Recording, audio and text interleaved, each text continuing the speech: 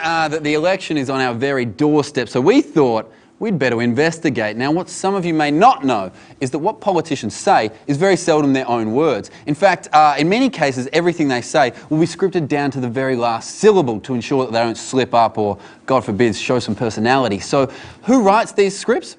Well, it's a team of political advisors that we are actually so lucky to be joined in the studio tonight by the head advisor for the Leader of the Opposition, Tony Abbott, and the head advisor for the Prime Minister, Julia Gillard. So, ladies and gentlemen, please join us as we go behind politics.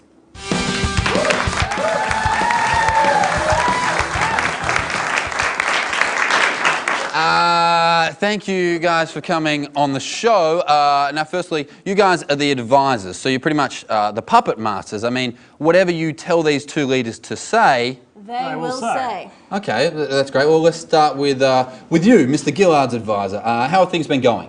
Well, good mostly, although a typo on my behalf had Julia saying moving forward 23 times instead of 2 to 3 times.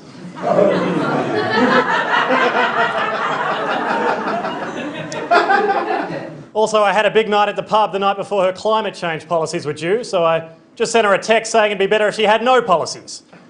But apparently she didn't get the little pokey tongue face at the end. How's the pokey tongue face go?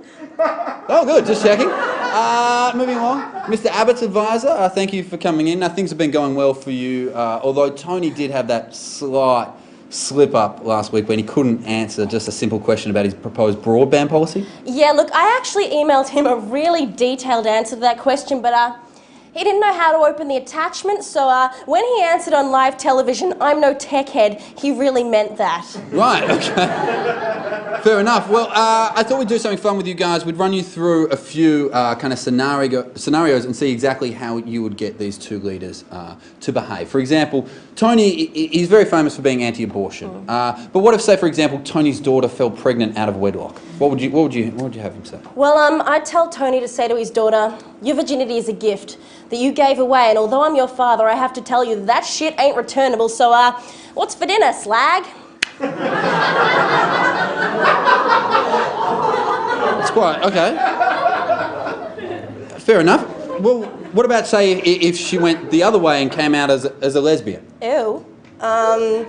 Well, I could actually get Julia to pull her aside and say if she wants, she can just get a boyfriend who's a hairdresser and no one will ask any questions. Yeah, working together, I like to see that. Let's talk election. If Julia happens to lose, what will you have her saying in her concession speech?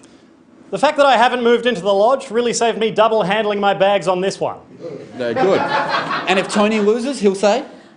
You may be Prime Minister, but you're still a woman, so ha-ha, you lose. Okay, and what about if you're on a burning plane? Tony would say? Quick, hold on to me, I'm going to jump out, my ears will act like parachutes. Good, and Julia would say? Although we're falling at a rapid rate of knots, we're still moving forward. And that's what's important. Okay, fair enough. Nick, what do you do? What are you doing? These two are two very important people. They're the head political advisors in the country. You can't just come in here acting like a jerk. That's what I'm here for. What, you're a political advisor? Yeah, for Mark Latham. Nick, that's actually... Oh, that actually makes sense. All right, let's go with this. What's next on the cards for Mark Latham? I'm going to make him go to a press conference, shit into his own hands and throw it at the speakers. To which Tony would say... This is the very definition of a political shitstorm. And Julia would say...